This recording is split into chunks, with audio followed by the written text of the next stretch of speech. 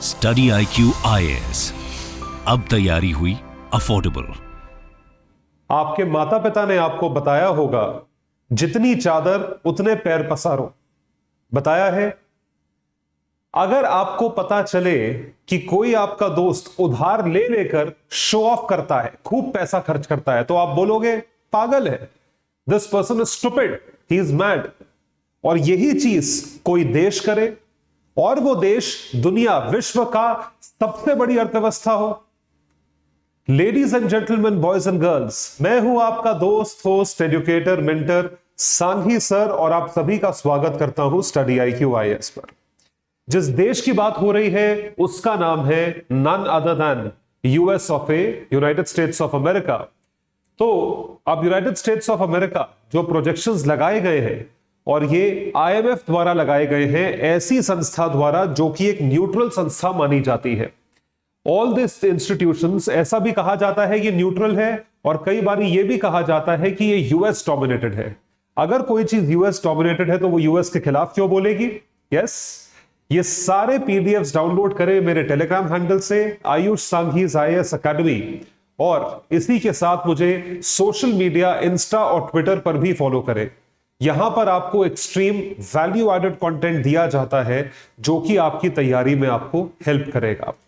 IMF की report का यह कहना है कि अमेरिका बहुत जल्द अपनी डेट यानी उधार के ऊपर डिफॉल्ट करने वाला है। तो अमेरिका ने इतना पैसा खर्च करा, इतना डेवलपमेंट करा, इतना इंफ्रास्ट्रक्चरल ग्रोथ करा, इतना उतना उनकी जो मिलिट्री प्राउएस है वो बहुत मैसिव है। उनके नेवल सबमरीन दुनिया में सबसे ज्यादा है, उनके एयरक्राफ्ट फाइटर सबसे ज्यादा हैं, उनके मिलिट्री स्पेंडिंग मैसिव है, जो कि अभी रशिया यूक्रेन वॉर में हाल ही में देखी गई, जहां पे यूक्रेन को सपोर्ट सबसे ज्यादा सबसे ज्यादा यूएस ने करा है, जहां पे यूएस की सबसे बड़ी defence manufacturing companies Lockheed Martin, उसका स्टॉक प्राइस 10 गुना ग्रो करा। तो इतना पैसा यूएस सरकार खर्च कर तो रही है, लेकिन पैसा कहां से आता है? Where does the money come from? It is all debt, सारा का सारा उधार है। National debt of United States has already crossed 31 trillion US dollars. 31 trillion US dollar US का उधार है। आपको पर्सपेक्टिव देने के लिए मैं यह बता दूं कि भारत की अर्थव्यवस्था 3.5 ट्रिलियन US डॉलर है, जिस पे हम 5वीं सबसे बड़ी अर्थव्यवस्था बन चुके हैं। लेकिन अमेरिका का जो उधार है वो भारत की जो टोटल GDP है उसका तकरीबन 9 गुना है। ये हंसने की बात नहीं है, ये यूएस ने अपनी खिल्ली उड़ाई है, और इसी वजह से अब उनके ऊपर इतनी आफत आ गई कि उन्हीं के रिप्रेजेंटेटिव्स ने, सेक्रेटरी ऑफ स्टेट ने, व्हाइट हाउस के लोगों ने यह बोला है कि ज्यादा दूर नहीं है, 1 जून 2023 तक American government and American treasury will run out of cash, they will not have money. और क्योंकि उनके पास पैसा नहीं होगा, इस वजह से स्टॉक मार्केट क्रैश होना इम्पेंडिंग है, वो चीज होगी, और जैसे ही स्टॉक मार्केट क्रैश होगा वैसे ही it will lead to a loss of 8 to 10 million jobs. 80 lakh से 1 करोड़ तक नौकरियां जाने की संभावना है। यह चीज डिफॉल्ट के बेसिस पे होती है। तो ऐसा क्या हुआ? How did the US have such a huge national debt? US default कैसे करा, ये बाद में डिस्कस करेंगे। पहले डिस्कस करते हैं डेट का कंपोनेंट जो देशों का होता है। तो यूएस की डेट इतनी माउंट कैसे करी, इसके लिए हम 5, 10, 20 साल नहीं, बल्कि मैं आपको 100 साल का ग्राफ दिखाऊंगा। I will show you a graph of 100 years। So have a look. इसमें सिर्फ और सिर्फ डेट यानी कि आपको कितना पैसा चाहिए, उसकी जो क्रेविंग है, उसकी जो हवस है, वो देखते हुए आपको सिर्फ एक फिगर देता हूं। 6 महीने के अंदर सरकार ने अपने ऊपर $1 ट्रिलियन की डेट ऐड कर ली। तो 1 फरवरी 2022, पिछले साल की बात है, उसकी डेट थी 30 ट्रिलियन, और 4 अक्टूबर 2022 को डेट हो गई 31 ट्रिलियन। मतलब 6-7 महीने के अंदर आपने $1 ट्रिलियन का डेट ले लिया, यानी कि आपने $1 ट्रिलियन ज्यादा खर्च करा। So US debt is the sum of all the outstanding debt owed by the federal government. जो फेडरल गवर्नमेंट यानी सरकार जो है, सेंट्रल गवर्नमेंट है, व्हाइट हाउस है, पोर्टस है, वो कितना वो करता है? वो इतना वो करता है आज की डेट में। तो आपको थोड़ा ग्राफिकली समझाते हैं। Let me explain it to you, giving you perspective since 1918, 1922 में यूएस की जो डेट थी, the debt was it was approximately 100 to 200 billion dollars. 100 से 200 बिलियन डॉलर आपको अभी कम लग रहा होगा, उस जमाने के हिसाब से भी डेट सबसे ज्यादा था। बात हो रही है 1922 की। 20 साल बाद 1942 में जो डेट था वो क्लोज टू 4 ट्रिलियन डॉलर था, 4 ट्रिलियन डॉलर पे। 1962 20 साल में they maintain their debt around 3 to 4 trillion dollars, और ये चीज चली सन 1982 तक, जो कि बिल्कुल ठीक था। निक्सन और ये जितने भी लोग थे, Richard Nixon, JFK, all these people were there since 1960s 70s, Ronald Reagan. तो 1962 तक ये जो थी ये डेट थी। 1982 तक, 1982 के बाद 2002 तक आप देख सकते हैं this led to a paramount debt. The debt kept on increasing. It increased from 5 to over 10 trillion dollars. 10 trillion dollar से ऊपर हो गई डेट। ये बहुत मैसिव राइज है कि 20 साल के अंदर आपकी डेट डबल हो गई, और उसके बाद पिछले 20 साल में 2002 से 2022 तक there was a meteoric rise in debt। ये मीटियोरिक राइज इन डेट कैसे हुआ? ऐसा कहां खर्चा करा आपने जो आपको इतना उधार लेने की जरूरत पड़ गई, जो आप 10 ट्रिलियन से जो है आज की डेट में 31 ट्रिलियन डॉलर की डेट पे खड़े हो। 31 ट्रिलियन, 3 गुना डेट हो गई सिर्फ 20 साल में। क्योंकि यूएस को वॉर लड़ने से फुर्सत नहीं है। पहले लीबिया वॉर, इराक वॉर, अब जो है यूक्रेन को सपोर्ट, रशिया वॉर के अगेंस्ट। आप समझ रहे हैं, इजरायली अटैक्स जो है वो यूएस को करने हैं, हमास के खिलाफ हमला वो करना है। यूएस को कुछ ना कुछ हरकत करते रहनी चाहिए, या करती रहने में मजा आता है कि कोई ना कोई हरकत करते रहो। तो इस वजह से वॉर्स पे इतना खर्चा है। बाकी और भी 100 खर्चे हुए होंगे, लेकिन इतना मैसिव खर्चा जो करा है that is only because of debt. भाई पैसा कहां से आएगा सरकार के पास? अननेसेसरी वॉर लड़े जा रहे हो। वॉर लड़ना is the biggest business in this country, so in the world. 2022 financial year पिछले साल देखा जाए तो 2022 को अगर देखा जाए तो आप देख सकते हैं उनका डेट टू जीडीपी रेशो एक साल का 124% था, यानी कि डेट जीडीपी से 24% ज्यादा थी। तो जीडीपी अगर $100 है तो डेट जो है उससे $124 है। Federal debt trends over time, financial year 48 to 2022, this is debt to GDP ratio. और ये चीज हम देख रहे हैं, डेट टू जीडीपी रेशो काफी कम हो गया था, उसके बाद अब बढ़ चुका है, इट इज 120%। तो 124% is debt to GDP ratio. It is considered to be extremely high, बहुत ज्यादा माना जाता है, it is considered to be high. तो अब आपको डेट के डायनामिक्स समझाता हूं मैं। Let me explain to you the dynamics of debt. So when we talk about dynamics of debt, there are 2 types of debt primarily. Let's have a look. The first type of debt, जो पहला type का date है, उसे हम कहते हैं public debt, and following the second type of debt is called as intragovernmental debt. Intra-governmental debt. These are 2 types of debt. For a country, the debt is of 2 types. Public debt is the debt which is borrowed by the government. Public debt मतलब public से आपने उधार लिया है, public में कोई भी आ सकता है। It can include individuals, businesses, banks. कुल मिलाके सरकार ने जितना उधार लिया हुआ है पब्लिक से और पब्लिक इंस्टीट्यूशन से, उसको कहा जाता है पब्लिक डेट। इसी चीज को हमारी कंट्री में या वर्ल्ड वाइड सॉवरन डेट भी कहा जाता है। सॉवरन यानी सरकारी debt. Followed by this the second is intra governmental date.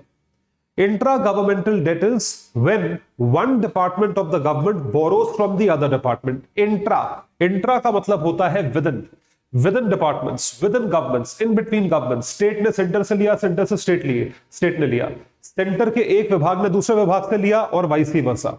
So the first debt that we are talking about is the debt held by the public debt. तो क्या कहा जाता है? Public debt is also called as sovereign debt, where it is how much a country owes to its lenders. कितनी आपकी देनदारी है, किससे? इंडिविजुअल्स को, बिजनेसेस को, इवन अदर गवर्नमेंट्स, इन सब। The majority of national debt is debt held by the public. जो डेट पब्लिक ने होल्ड करी है, public has held that debt, this is debt held by the public. Followed by that the second is intra governmental debt. Intra governmental मतलब government के विभागों के भीतर, intra governmental date. इसकी क्या खास बात है? खास बात यह है कि एक विभाग जो कि प्रॉफिटेबल है, जो कि सरप्लस में है, उससे दूसरे विभाग जो कि लॉस मेकिंग है, उसने लोन लिया हुआ है। द ट्रेजरी ओज, ट्रेजरी मतलब सरकारी खाता, owes this debt to its various departments that hold government account series securities. तो गवर्नमेंट अकाउंट सीरीज सिक्योरिटीज क्या होती है? जो सरकार इंस्ट्रूमेंट्स इशू करती है, जैसे भारत सरकार ट्रेजरी बिल्स, गवर्नमेंट बॉन्ड्स या जीसेक जैसे बोलते हैं, गवर्नमेंट सिक्योरिटीज, इसे इशू करती है। उसी तरीके से गवर्नमेंट अकाउंट सीरीज जो है, जो सिक्योरिटीज इशू करती है, उससे वो विभाग पैसा कमाता है, और जो पैसा वो कमाता है वो ट्रेजरी उनसे बोरो कर लेती है। ऐसे नहीं लेती, बोरो करती है, उस पर ब्याज भी देगी, लेकिन उधार तो है। This is called as intra-governmental debt. So the biggest owner is the Social Security Trust Fund. Social security नाम का ट्रस्ट फंड है, यूएस में बड़ा मैसिव फंड है, इसके बारे में और डिटेल में चर्चा करेंगे। और ये जो फंड है, ये एक लेंडर बन चुका है, क्योंकि इसके पास हमेशा सरप्लस पैसा रहता है, बहुत मैसिव पैसा रहता है सोशल सिक्योरिटी ट्रस्ट फंड के पास। These government account series securities have been running surpluses for years. तो ऑब्वियसली आप टी बिल्स इशू करो, लोगों को इन्वेस्टमेंट के लिए सेफ इंस्ट्रूमेंट है, सरकारी इंस्ट्रूमेंट सेफ माना जाता है। तो गवर्नमेंट ने इंस्ट्रूमेंट इशू करा, लोगों ने खरीदा, तो गवर्नमेंट अकाउंट सीरीज के जरिए सोशल सिक्योरिटी ट्रस्ट फंड में पैसा आया। जब सोशल सिक्योरिटी ट्रस्ट फंड में पैसा आया, तो वो पैसा जो है आपने बोरो कर लिया, ट्रेजरी ने बोरो कर लिया। Federal government uses these surpluses to pay for other departments, बाकी डिपार्टमेंट्स को एज अ लोन दिया जाता है। They will come due as people born from 46 to 64, यानी 20 साल में। यही सोशल सिक्योरिटी है। सोशल सिक्योरिटी मतलब क्या होता है? सोशल सिक्योरिटी माने कि आप जब रिटायर होते हो, तो उस टाइम पे आपका ख्याल किस तरीके से रखा जाता है। क्या आपने अपना कोई पेंशन अकाउंट खुलवाया, या आपका प्रोविडेंट फंड है? हमारे देश में प्रोविडेंट फंड और पेंशन दोनों होते हैं। तो आपसे कहा जाता है ना कि एनपीएस में आप कंट्रीब्यूट करिए, प्रोविडेंट फंड में पैसा डालिए। आप नौकरी कर रहे होंगे तो आपके बिहाफ पे आपका एम्प्लॉयर प्रोविडेंट फंड में पैसा डालेगा, ऐसा होता है, वो हमें रिटायरमेंट पे मिलता है। तो इन जो लोग इस 18 साल में पैदा हुए थे 1946 से 64 तक, अब वो रिटायरमेंट की वर्ष पे जब तक आएंगे, तब तक उनका पैसा सोशल सिक्योरिटी ट्रस्ट फंड में पड़ा है। तो सोशल सिक्योरिटी ट्रस्ट फंड जो है वो सरप्लस में आ गया, तो उससे आपने पैसा बोरो कर लिया, क्योंकि आपको रीपे करना पड़ेगा जब ये लोग 60 साल के हो जाएंगे, रिटायर हो जाएंगे। I hope you are able to understand. They will come to you as people born in this retire over the next 2 decades. जब वो रिटायर होंगे, तब ये चीज जो है ये करी जाती है। तो इस तरीके से डेट को 2 हिस्सों में डिवाइड किया जाता है, पब्लिक डेट और इंट्रा गवर्नमेंटल डेट। अब सवाल ये उठता है कि इतना मैसिव डेट, इतना माउंटिंग डेट, इतना ह्यूमंगस फिगर जो डेट का है यूएस सरकार के ऊपर, उसके पीछे क्या वजह है? What are the reasons behind the mounting debt? क्या वजह है भाई, क्या वजह है? ये भी तो जानना है। What are the reasons behind mounting debt? So the first and the prominent reason is that the federal governments और the erstwhile presidents of the US POTUS have been borrowing unlimited staggering amounts of money। बहुत massive पैसा जो है वो बोरो कर रहे हैं। क्यों? सरकार पैसा कब बोरो करती है, या प्रेसिडेंट्स पैसा क्यों बोरो करते हैं, या सरकारें, चाहे रिपब्लिकन्स हो चाहे डेमोक्रेट्स हो, दोनों के एग्जांपल्स अभी आपको दिखाऊंगा क्यों पैसा बोरो करते हैं। वो इसलिए करते हैं क्योंकि उनके खर्चे बहुत ज्यादा हैं। खर्चे ज्यादा कैसे होते हैं? खर्चे होते हैं budgetary deficits. I repeat, budgetary deficits. So government expenditure GE is greater than government revenue। revenue यानी कि आमदनी, revenue से expenditure कम है, which leads to government deficit, which we also call as fiscal deficit। high fiscal deficits। जब fiscal deficit आपका बढ़ता है, क्योंकि आपका खर्चा जो है वो revenue से ज्यादा है, तो इसका काम क्या है? What does it state? इसका मतलब यह होता है कि जो एक्स्ट्रा एक्सपेंडिचर आप कर रहे हो, जो आप ये एक्स्ट्रा एक्सपेंडिचर कर रहे हो, या जो डेफिसिट हो रहा है, इसको आप मीट कैसे करोगे? आप इसको मीट करोगे व्हेन यू बोरो मनी। आपको पैसा बोरो करना पड़ेगा। ठीक है, 2 ऑप्शन है, या तो आप पैसा बोरो करें या आप और पैसा प्रिंट करें। पैसा प्रिंट करना कभी भी सोल्यूशन नहीं होता। So it's best that you borrow money in order to meet your deficit expenditure। When spending exceeds revenue, a budget deficit results, and each new spending program and tax cut adds to the debt। अब क्योंकि आप appeasement करोगे, क्योंकि Democrats को election जीतना है तो आप टैक्स कम करोगे। हर देश में ऐसा ही होता है, ऐसा मत समझिए कि हिंदुस्तान में होता है। टैक्स कट्स करोगे तो टैक्स कट अगर करोगे तो रेवेन्यू कम हो गया, रेवेन्यू कम हो गया तो भी डेट आगे जाएगा, और अगर खर्चा ज्यादा करोगे तो एक्सपेंडिचर ज्यादा है ही। तो सिंपल सा एग्जांपल लेते हैं, रेवेन्यू $400 का है किसी सरकार का और उसकी स्पेंडिंग $500 की है, तो आप $100 के नुकसान में हो, ये आप मीट करोगे डेट यानी उधार से।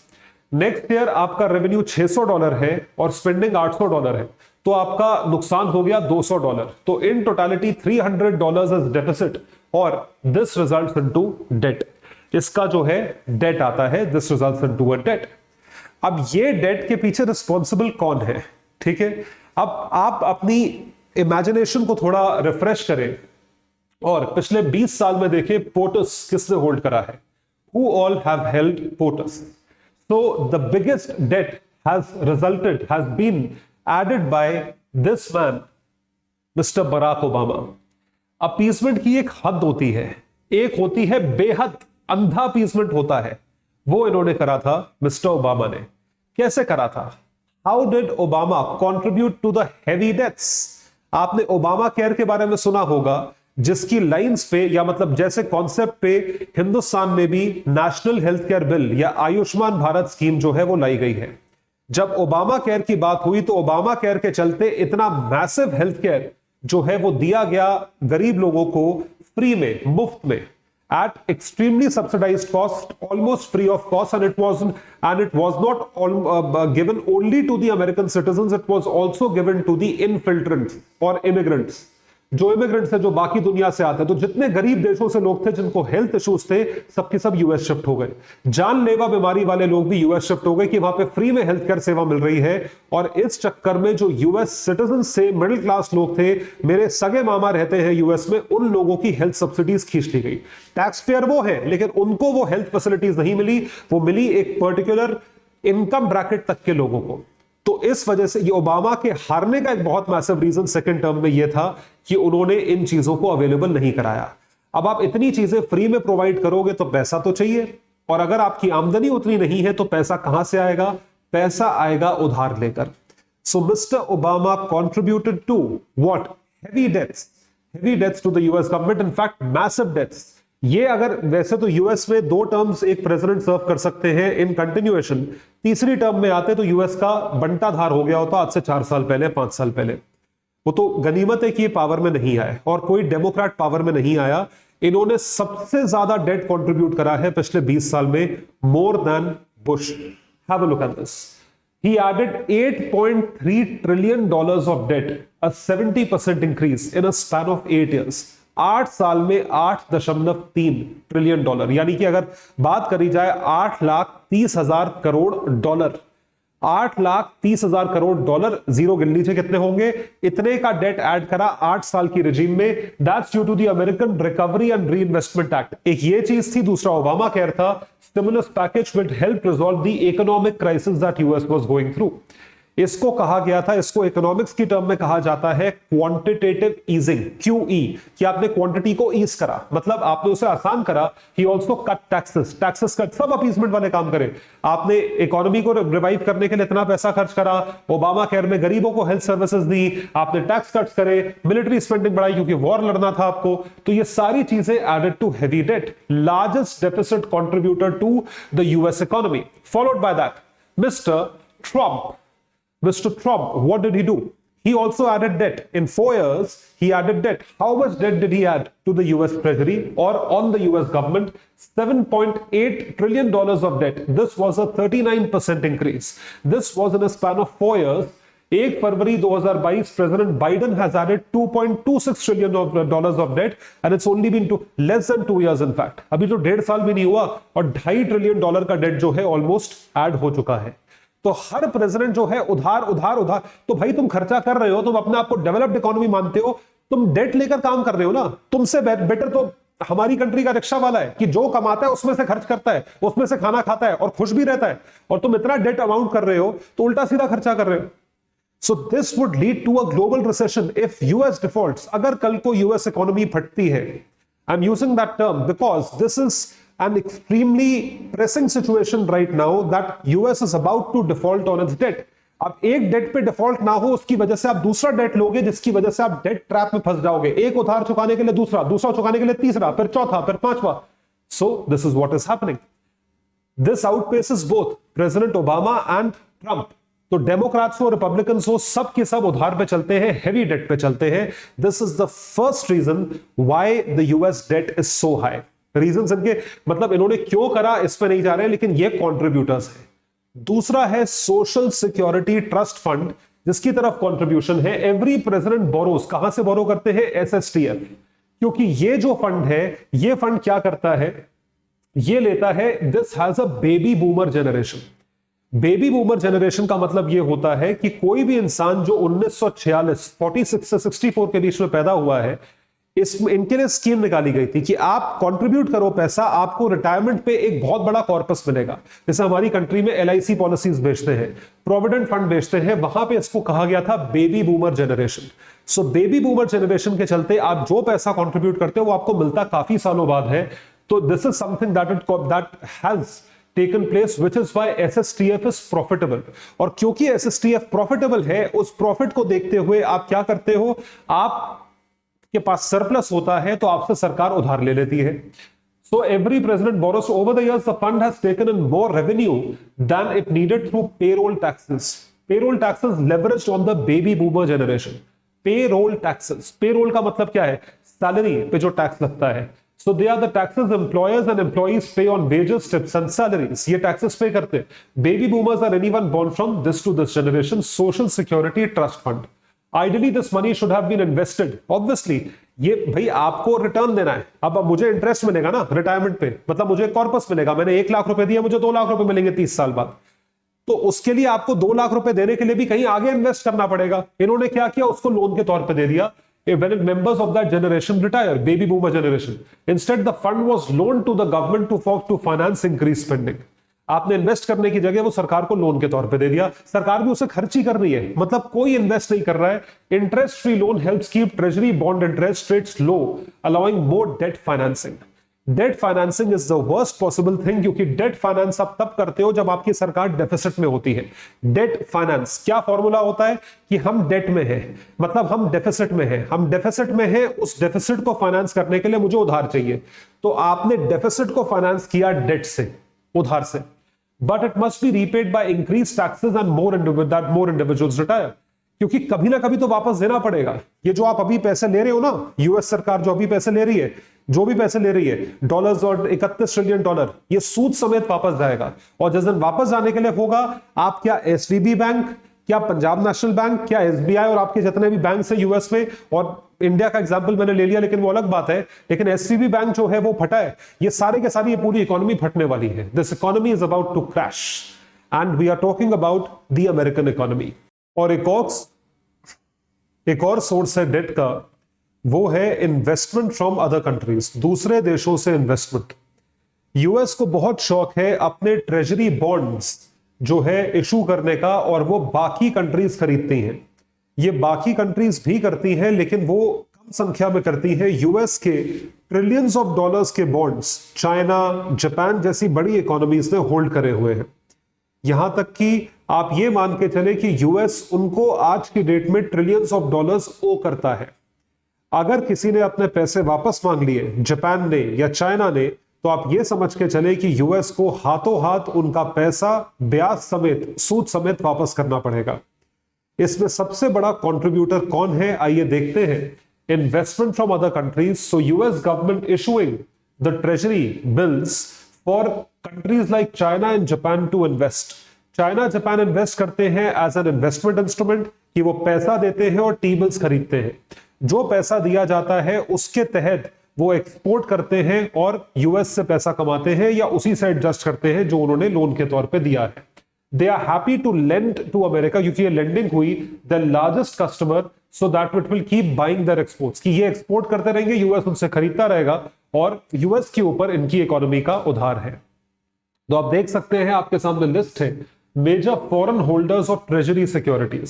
सबसे पहला नंबर आता है जापान का, जो अगर आप पिछले 12-13 महीनों में देखें, जनवरी 2022 से लेकर जनवरी 2023 तक 1104 बिलियन डॉलर के बॉन्ड्स जापान ओन करता है जो कि अमेरिका के इशू करे हुए हैं। उसके बाद आता है China, $859 billion, UK $668 billion hold करता है, बेल्जियम 330, लग्जमबर्ग, और ऐसे ही करते हुए इंडिया $232 बिलियन के यूएस बॉन्ड होल्ड करता है। तो यदि हम बात करें कि ये सारे के सारे बॉन्ड्स क्यों खरीदती हैं कंट्रीज, वो इसलिए खरीदती हैं, एक तो इन्वेस्टमेंट अपॉर्चुनिटी है, दूसरा यूएस जब बॉन्ड्स इशू करता है तो वो चाहता है कि बाकी देश खरीदे ताकि यूएस के पास इनफ्लो ऑफ मनी आए।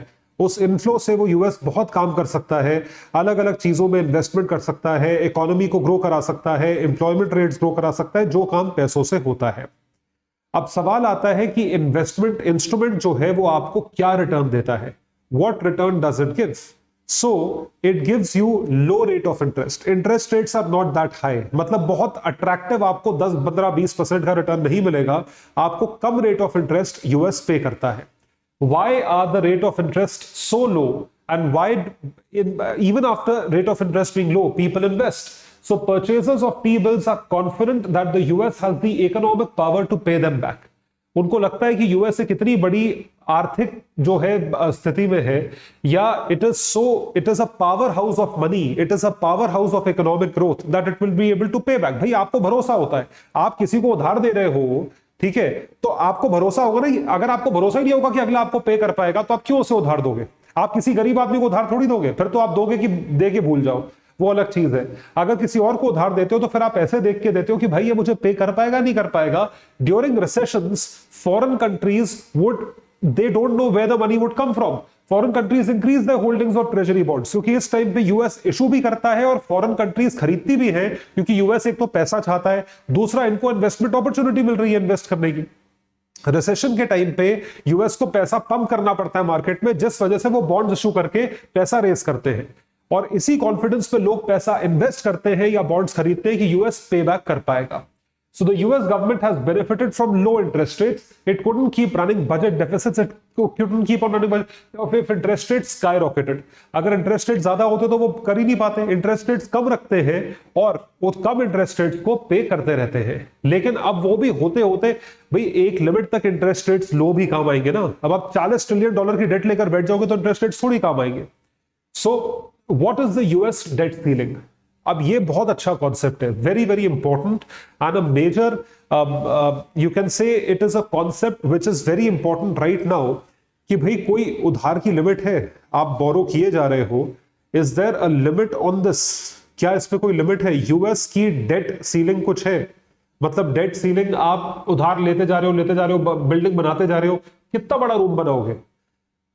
आपको ये देखना पड़ेगा, you have to basically see that is there a ceiling? Yes, there is a ceiling which is called as the debt ceiling. Ceiling का मतलब होता है लिमिट, कि इतना ही उधार ले सकते हो। तो इसकी भी बड़ी एक अचंभाजनक जो है वो है कहानी है कि डेट सीलिंग जब यूएस गवर्नमेंट की या यूएस ट्रेजरी की पार हो रही होती है तो डेट सीलिंग रिवाइज हो जाती है, अमेंडमेंट कर देते हैं उसमें। So this is a law that limits the total amount of money the government can borrow to pay its bills. जो सरकार बोरो करती है बिल पे करने के लिए। It includes paying for anything. आप किसी चीज के लिए भी पे कर सकते हो, चाहे सैलरीज हो, पेंशंस हो, मिलिट्री स्पेंडिंग हो, ठीक है, इंटरेस्ट ऑन प्रीवियस लोन्स हो, मेडिकेयर हो, किसी भी चीज के लिए आप पे करते हैं, tax refund, so you can pay, you can meet out this money from here. So the debt ceiling is currently set at $31.381 trillion. इस पे debt ceiling set है और ये भी यूएस ब्रीच कर चुका है। On 19th of January, it was breached. Every so often, US Congress votes to raise or suspend the ceiling so it can borrow more. इसी चीज को एक ग्राफिक से एसोसिएट करके मैं आपको समझाता हूं कि होता क्या है। They have not reached to any agreement. मतलब इस बार तो अमेंड भी नहीं करा, हर बार तो अमेंड करके वो ब्रीच कर देते हैं कि हम और बोरो कर लेते हैं। इस बार तो अमेंड करा भी नहीं, फिर भी बोरो कर लिया। Democratic leaders are calling for the limit to be raised और ऑब्वियसली रिपब्लिकन्स उस चीज को नहीं मानेंगे। तो इसको मैंने ग्राफिकल फ्लो चार्ट में आपके लिए इंक्लूड करा है। लेकिन सबसे पहले सवाल ये उठता है that is there a reason to freak out? क्या इस वक्त आप फ्रीक आउट करो, पागल हो रहे हो? Are you going mad behind this? So they are recalling what happened in 2011। US के जो पॉलिसी मेकर्स हैं वो रिकॉल कर रहे हैं कि 2011 में क्या हुआ था। Washington and Wall Street are looking to 2011 as a reason not to freak out about the current debt ceiling stand off, कि डेट लिमिट तो बढ़ी जाएगी। तो ऐसी क्राइसिस हुई थी और आखिरी मिनट अग्रीमेंट हुआ था कि डेट सीलिंग को बढ़ा दिया जाए। तो आपको इसका मैंने पूरा बहुत अच्छा ग्राफिक इंक्लूड करा हुआ है, आप देखें। व्हेन द डेट सोज, जब डेट यानी उधार बढ़ जाता है और सीलिंग से निकल जाता है, the treasury borrows more money, treasury और ज्यादा पैसा बोरो करती है, क्योंकि डेट, अगर आप डेट का पैसा खत्म हो गया लेकिन फिर भी खर्चे बंधे हुए हैं तो और उधार लेते हो तो गवर्नमेंट स्पेंडिंग बढ़ती है। Reaching the debt ceiling means the treasury has to revise the ceiling. It is unable to borrow any more money. आप और पैसा बोरो नहीं कर सकते। In such a scenario, the Congress votes to raise the debt ceiling. Congress जो है वो vote करती है to raise the debt ceiling. Date ceiling बढ़ाते जाते हो, that is limit on borrowing. जो बोरोइंग पे लिमिट है वो आप बढ़ाते जा रहे हो। पहले बोरोइंग की लिमिट 25 ट्रिलियन थी, फिर 26, फिर 27, 30, अब 31 हो गई, 31.3 है वो भी ब्रीच हो गई। सो $31.4 ट्रिलियन यूएस की करंट डेट सीलिंग है। Any change to this debt ceiling requires a majority approval. जो सेनेट है यूएस का, उसमें मेजॉरिटी अप्रूवल चाहिए कांग्रेस से। तो अभी तक सन 1960 1960 से लेकर अभी तक यूएस कांग्रेसमैन जो है वो 78 बार ये लिमिट अमेंड कर चुके हैं, 78 टाइम्स। सोच लीजिए, अपनी कन्वीनियंस यूएस को बहुत अच्छी है, दूसरे देश ना करें न्यूक्लियर एक्सपेरिमेंट भी, लेकिन हम जो है हम 78 बारी अपनी लिमिट अमेंड कर करके जो है कुछ भी बोरो करें, जो मर्जी करें। आप हेजेमनी बोलते हो चाइना की, ये क्या है? ये तुम्हारी अपने देश में हेजेमनी नहीं है। तो इंडिया को बोलो कि इतना बोरो मत करो, India is taking a lot of loan, China is taking a lot of loan, Russia is functioning on loan, India के ऊपर सैंक्शंस हैं, रशिया के ऊपर सैंक्शंस हैं, चाइना के ऊपर सैंक्शंस हैं, सैंक्शंस लगा दो, बोरो नहीं कर सकते, इसको लोन मत दो, उसको लोन मत दो, और तुम जो है लोन एक्स्ट्रा लेने के लिए अमेंडमेंट करते चले जाते हो। आप पियो तो पानी, हम पिए तो शराब, आप करो तो पुण्य, हम करें तो पाप। सोचो, 78 टाइम्स अगर आप लिमिट अमेंड कर रहे हो, सीलिंग को ब्रीच कर रहे हो, तो आप किसके सगे हुए? Since 1960 the US debt ceiling has been raised, extended और revised 49 times under Republicans and 29 times under Democrats, और डेमोक्रेट्स में अमाउंट ज्यादा है और रिपब्लिकन्स में अमाउंट कम है। तो अब सबसे बड़ा सवाल ये उठता है कि या अगर यूएस डिफॉल्ट करे तो उसके क्या रिपरकशंस होंगे? What would it lead to? Analyst, so called पढ़े लिखे इकोनॉमिस्ट, उनका क्या कहना है कि यूएस तो कभी डिफॉल्ट नहीं कर सकता, US can never default, obviously it is too big to fail. लेकिन अगर वो डिफॉल्ट करा तो कितना डैमेज हो सकता है? So there is no set post default scenario since the US has never actually defaulted on its debt. कभी डिफॉल्ट किया नहीं है। क्यों डिफॉल्ट नहीं किया? क्योंकि जब डिफॉल्ट करने वाली सिचुएशन आती है तो वो डेट सीलिंग बढ़ा देते हैं। It is bit major if the measures, यानी कि ये बोरो करने के मेजर्स एग्जॉस्ट हो जाए, कब तक उधार लेते रहोगे?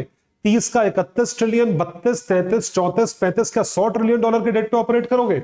If they get exhausted and cash with the treasury runs out, पैसा खत्म हो जाता है, the government would be unable to pay its bills, it would not be able to pay its salaries, it would not be able to pay the interest on loans which have been taken in the past। जो उधार past में लिया उस पर सूद नहीं पे कर पाओगे, लोन प्रिंसिपल अमाउंट तो पे करना छोड़ो, आप लोन ही नहीं पे कर पाओगे। So the government cannot make interest payments to domestic and foreign investors who own its debt securities, it could plunge the globe into a financial crisis। पूरी दुनिया जो है वो एक फाइनेंशियल क्राइसिस की तरफ जा रही है या चली जाएगी, और इसका जो इंपैक्ट है वो कैसे दिखेगा? जाहिर सी बात है, फाइनेंशियल क्राइसिस आएगी तो एक एक चीज होगी, फाइनेंशियल मार्केट्स क्रैश करेंगे, स्टॉक मार्केट क्रैश करेगा, it would lead to heavy layoff, it would lead to heavy layoffs, large scale job losses. और क्योंकि इतनी डिमांड ही नहीं होगी, इतना ट्रेड नहीं होगा, इतने आप लोन्स नहीं ले पाओगे, सारी चीजें नहीं कर पाओगे, तो डॉलर जो है वो वीक होगा, क्योंकि डॉलर की डिमांड ही नहीं होगी। It would lead to stock sell off, लोग शेयर बेचते जाएंगे क्योंकि मार्केट क्रैश करता रहेगा। And rise in the cost of borrowing for the US government. इस बार जो यूएस गवर्नमेंट बोरो करेगी, या यूएस गवर्नमेंट जो है इस बार पैसा देने के लिए जो लेंड करेगी, वो बहुत हाई रेट ऑफ इंटरेस्ट जो है वो उस पे पैसा बोरो करेगी। It would basically pay a high rate of interest, और it would basically charge a high rate of interest on the loans which the banks have to give. ज्यादा rate of interest आएगा, तो ये एक रीजन दूसरे से connected है। अगर ये चीजें हुई, अगर आप ग्लोबल रिसेशन में गए, तो उसका नतीजा ये होगा US will fall into another debt trap.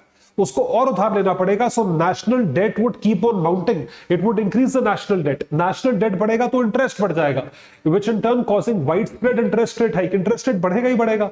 आपको भाई नेशनल डेट आपने लिया तो आपको इंटरेस्ट पे करना है ना, और आपको कोई उधार देगा ही नहीं, आपको उधार देंगे ज्यादा रेट ऑफ इंटरेस्ट पे.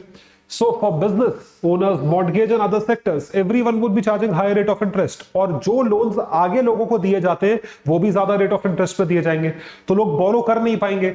अ drop in US consumer confidence, consumers कुछ फाइनेंस करवाएंगे नहीं, कंज्यूमर हर चीज लोन पे लेते हैं. They would not get anything financed, they would translate to shocks in the financial market. Stock market में शॉक आ जाएगा, tipping the economy into recession. Economy जो है वो रिसेशन की तरफ बढ़ेगी. It would go towards a recession. Recession अगर होता है तो फाइनेंशियल मार्केट्स में ड्रॉप आता है, स्टॉक्स बिकते हैं और आपकी नौकरियां जाती हैं. Loss of confidence in the US economy could force investors to sell US treasury bonds, thus weakening the dollar. भाई चाइना है, जापान है, अगर यूएस डिफॉल्ट करता है तो चाइना जापान डर नहीं जाएंगे कि हमारे पास इतने इतने डॉलर के बॉन्ड पड़े हुए हैं. अगर यूएस डिफॉल्ट कर गया तो हमें पैसा कौन वापस करेगा? पैसा वापस दो, अपने बॉन्ड्स वापस लो. तो ये सब अपना पैसा वापस मांग लेंगे, तो यूएस डॉलर में कॉन्फिडेंस खत्म हो जाएगा, प्लस यूएस के पास भी पैसा खत्म हो जाएगा. A sudden decrease in the currencies value, उससे ट्रेड अफेक्ट होगा, क्योंकि डॉलर में कॉन्फिडेंस खत्म. फिर जो है आपको हमें डॉलर शायद 80 की जगह 50 रुपए का मिले. It could domino across treasury markets as the value of these reserves drop. तो आप सोच सकते हैं कि कितनी सारी ऐसी चीजें हैं, एक के बाद एक. अगर यूएस जैसी इकोनॉमी क्रैश करती है तो उसका क्या इंपैक्ट होगा. तो इवेंचुअली मसीहा कौन है इसका? जो अभी पोर्टस होल्ड करता है, Joe Biden. What did Joe Biden say? We would not let the American economy to crash, the great American dream would live. He says US default is not an option, adds he may call off Asia trip if no debt breakthrough. Asia नहीं आएंगे Biden साहब अगर date break through नहीं आएगा. भाई मता एहसान कर रहा है एशिया आके. मता यहाँ पे एशिया अब तक बहुत खुश है, यहाँ पे इंडिया है, चाइना है, रशिया है, बहुत खुश है, सब आपस में, आपकी जरूरत नहीं है. So what did Biden have to say? Default is not an option. फिर वो क्या करोगे? अमेंड कर दोगे, सीलिंग रेस कर दोगे, मतलब और उधार लोगे. So you would make it productive politicians to negotiate the debt ceiling and the next meeting will take place soon. ऐसा बाइडन का कहना है कि जो मीटिंग है वो होगी और उसमें आप मिलकर डेट सीलिंग बढ़ाओगे. आप कोई बहुत ग्रेट चीज नहीं कर रहे हो, एहसान नहीं कर रहे हो, अपनी इकोनॉमी के लिए, अपने आप को जो है आप बचाने के लिए ये काम कर रहे हो. बट मेरा एक ही सिंपल सवाल है अंत में, वो ये है कि डेट सीलिंग रेस करते उधार लेते तो कोई भी फंक्शन कर सकता है. तुम्हारी इमेज ऐसी है कि तुम्हें उधार दिया जा रहा है, वरना तुम अंदर से खोखले हो, तुम्हारे बस की नहीं है. You do not deserve to be given so much of loan. जिस दिन इन सारे देशों, ये सारे देश खड़े हो गए कि यूएस से अपना पैसा वापस मांगने लगे, करेंसी वापस मांगने लगे, उस दिन यूएस को अकल आ जाएगी ये हुआ क्या. सो आप देख सकते हैं ये सारे के सारे इश्यूज हमने बहुत डिटेल में डिस्कस करे. Do follow me on Telegram, Ayush Sanghi's IAS academy. इस पे आपको मेरे सारे पीडीएफ्स मिलेंगे और इन सारे सोशल मीडिया हैंडल्स पर आप मुझसे जुड़ सकते हैं. Thank you very much everyone. Bye, take care and all the best. Study IQ IAS, अब तैयारी हुई अफोर्डेबल.